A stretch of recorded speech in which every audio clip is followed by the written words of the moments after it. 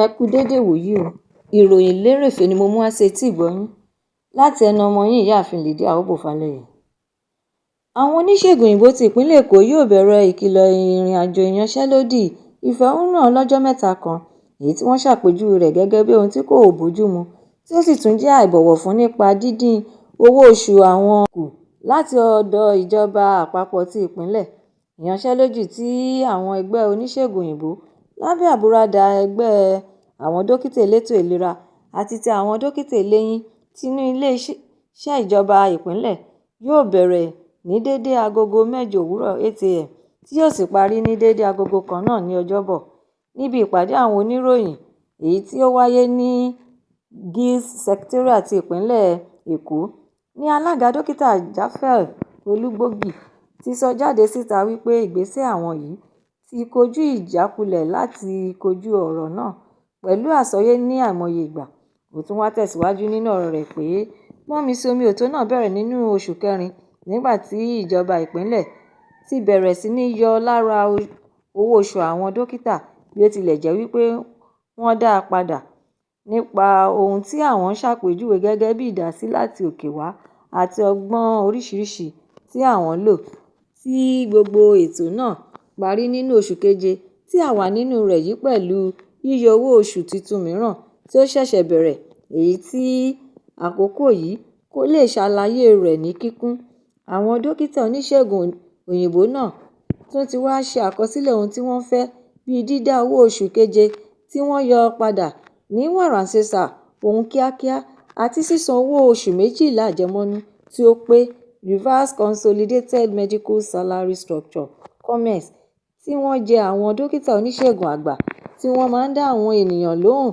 ní ilé-ìwòsàn ti ìpínlẹ̀ Èkó Honorary Consultant Lagos State University Teaching Hospital LASUT. Níbi ìpàdé àwọn oníròyìn náà ní ìjọba ìpínlẹ̀ Èkó kò tíì fèsì sí ọ̀rọ̀ ìgbésẹ̀ tí àwọn dókítà náà fẹ́ gbé. Ẹ̀kúnrẹ́rẹ́ ìròyìn wà nínú ìwé ìròyìn The Nation. Ìwé ìròyìn Punch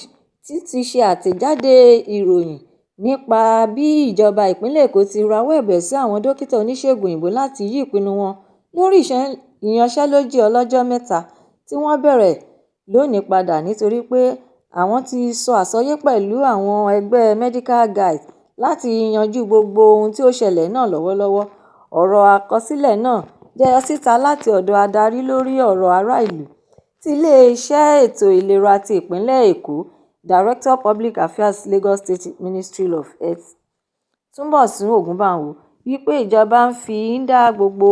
àwọn dókítà tó ń bínú náà lójú láti rí sí gbogbo ohun tí ó jẹ́ ẹ̀dùn ọkàn wọn pẹ̀lú ọkàn òtítọ́ àti gbígbé ìgbésẹ̀ ní kíákíá. Àwọn àjọ akọ̀ròyìn ti orílẹ̀-èdè Nàìjíríà The News Agency of Nigeria ṣe àkọsílẹ̀ ọ̀rọ̀ náà wípé Medical Guides jẹ́ ẹgbẹ́ àwọn dókítà oníṣègùn òyìnbó lábẹ́ àwọn òṣìṣẹ́ ti ìjọba ìpínlẹ̀ Èkó tí wọ́n kéde ìkìlọ̀ ìyanṣẹ́lódì ọlọ́jọ́ mẹ́ta ní ọjọ́ 26 oṣù keje, èyí tí àwọn Medical Guides kéde rẹ̀ níbi ìpàdé tí ó wáyé lọ́jọ́ Àbámẹ́ta tí ó bẹ̀rẹ̀ lọ́jọ́ òní. Ìjọba ìpínlẹ̀ náà wá tẹ̀síwájú nínú ọ̀rọ̀ wọn wípé àwọn mọ ohun gbogbo tí àwọn olórí nínú ẹgbẹ́ elétò ìlera náà ń béèrè fún ní pàtó lórí ọ̀rọ̀ ara wọn, ìtara àti iṣẹ́ takuntakun tí gbogbo àwọn òṣìṣẹ́ elétò ìlera ti ìpínlẹ̀ náà ṣe. Àwọn ti wá ṣe àgbékalẹ̀ ìgbìmọ̀ apẹ̀tùsááwọ̀ tí àwọn aṣojú láti Medical Guides àti ọ̀dọ̀ ìjọba ìpínlẹ̀ wà nínú rẹ̀ láti yanjú gbogbo ìfáǹfà àti wàhálà tí ó ń bẹ nílẹ̀. Ẹ̀kúnrẹ́rẹ́ ìròyìn eléyìí náà wà nínú ìwé ìròyìn Punch. Ilé-iṣẹ́ ọlọ́pàá ti ìpínlẹ̀ Anambra ti fi ọwọ́ ṣìnkún òfin mú arábìnrin kan ẹni tí ọjọ́ orí rẹ̀ jẹ́ 43 tí ó ń ṣe òwò fífi àwọn ọmọbìnrin àti ọmọdékùnrin kéékèèké pawó. Orúkọ arábìnrin náà ni Uche Okoye ní ìlú Uruagụ, Nnewi ti ìpínlẹ̀ náà. Àwọn òṣìṣẹ́ ọlọ́pàá náà ti dóòlà àwọn ọmọ 11 kan tí 5 jẹ́ ọkùnrin tí àwọn 6 sì tún jẹ́ ọmọbìnrin nígbà tí wọ́n ṣiṣẹ́ papọ̀ pẹ̀lú òṣìṣẹ́ iléeṣẹ́ ọlọ́pàá ti ìpínlẹ̀ Adamawa. Agbẹnusọ fún iléeṣẹ́ ọlọ́pàá ti ìpínlẹ̀ Adamawa Tochukwu Ikenga fìdí ọ̀rọ̀ náà múlẹ̀ ní ọjọ́ Ẹtì nígbà tí àwọn ìpínlẹ̀ méjèèjì náà ṣiṣẹ́ lórí àwọn ọmọdé tí wọ́n jí gbé tí wọ́n sì tún ń lò wọ́n ní ìlòkulò. Ìwádìí àwọn náà ṣe àfihàn rẹ̀ wípé wọ́n jí àwọn ọmọ náà gbé láti ìpínlẹ̀ Adamawa tí wọ́n sì taari wọn sí ìpínlẹ̀ Anambra, àti pé gẹ́gẹ́ bí ọ̀rọ̀ tí Ikenga tún sọ ni pé àwọn afurasí náà ni wọ́n kó àwọn ọmọ náà fún àwọn ará ìlú tí wọ́n fẹ́ sọ wọ́n di ọmọ, tí wọ́n ń ta àwọn ọkùnrin ní mílíọ̀nù kan àbọ̀ náírà (1.5 million naira) tí àwọn ọmọbìnrin sì jẹ́ mílíọ̀nù kan ó dín igba náírà (800,000 naira). Àwọn ọmọ náà ni àwọn ti kó fún igbákejì kọmíṣánná ti iléeṣẹ́ ọlọ́pàá ACP Shuaib Wara, olórí àwọn òṣìṣẹ́ ọlọ́pàá tí wọ́n ṣiṣẹ́ lórí dídóòlà àwọn ọmọdé tí wọ́n ń lò nílòkulò tàbí tí wọ́n ń jí gbé ní ìpínlẹ̀ Adamawa, láti jẹ́ kí àwọn ọmọ náà lọ darapọ̀ mọ́ ẹbí àti ìdílé wọn lọ́dọ̀ òbí tí wọ́n ti bí wọn. Ẹ̀kúnrẹ́rẹ́ ìròyìn eléyìí náà wà nínú ìwé ìròyìn The Nation bákan náà. Àwọn agbébọn àti adàlúrú ṣekú pa àwọn olùgbé 38 tí wọ́n jí gbé ní abúlé Banga ti ìjọba ìbílẹ̀ Kaura Namadi ní agbègbè ìpínlẹ̀ Zamfara lẹ́yìn ìgbà tí wọ́n gba mílíọ̀nù lọ́nà 50 náírà (50 million naira) gẹ́gẹ́ bí owó tí wọ́n béèrè fún. Alága ìjọba ìbílẹ̀ Kaura Namadi, Haidaira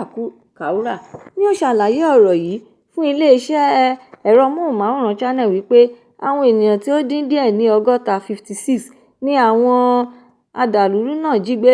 ní nǹkan bí oṣù díẹ̀ sẹ́yìn láti abúlé àwọn náà, tí wọ́n sì dá àwọn 18 sílẹ̀.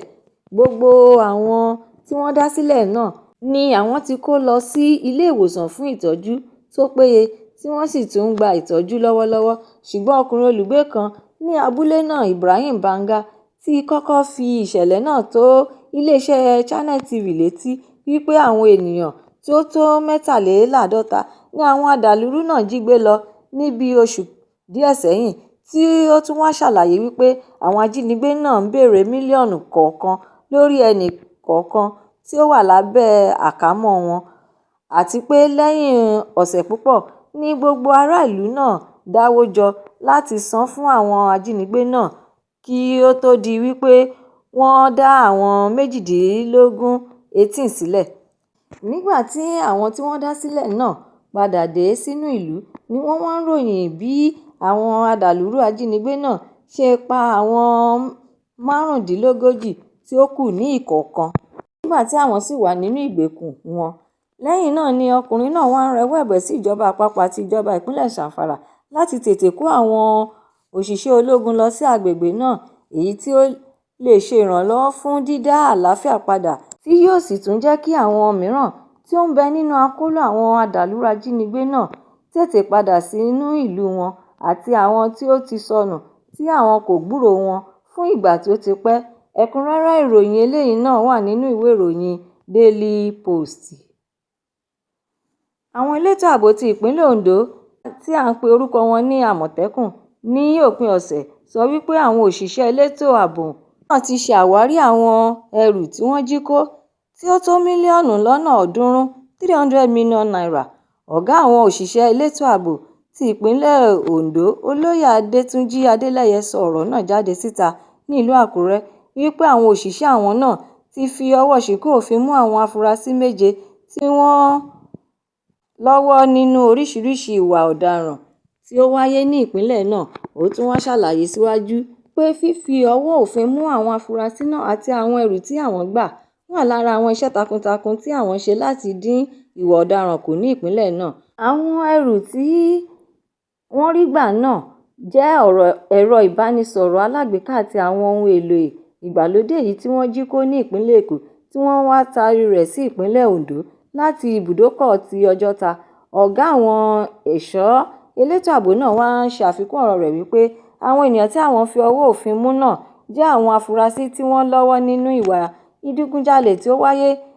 nínú ilé ìtajà ti ẹ̀rọ iná ìgbàlódé electronics shop. Ó tún wá tẹ̀síwájú nínú àlàyé rẹ̀ pé ọ̀kan nínú àwọn afurasí ọ̀daràn náà tẹ̀lé ọkọ̀ tí ó kó àwọn ẹrù náà tí ó sì tún wá ṣe àyípadà àwọn ẹrù náà sínú àpò nígbà tí wọ́n rin ìrìn àjò náà bọ̀ wá sí ìpínlẹ̀ Ondo, àti pé àṣírí àwọn afurasí náà tú nígbà tí wọ́n ń dúró láti ra epo pẹtiró tí àwọn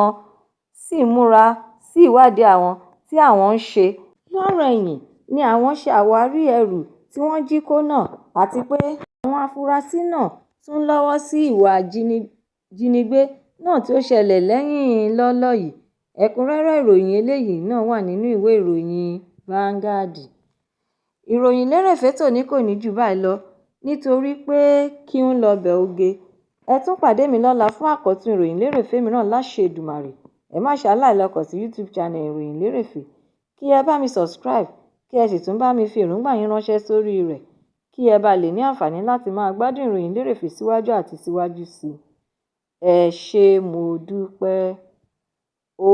dàbọ̀.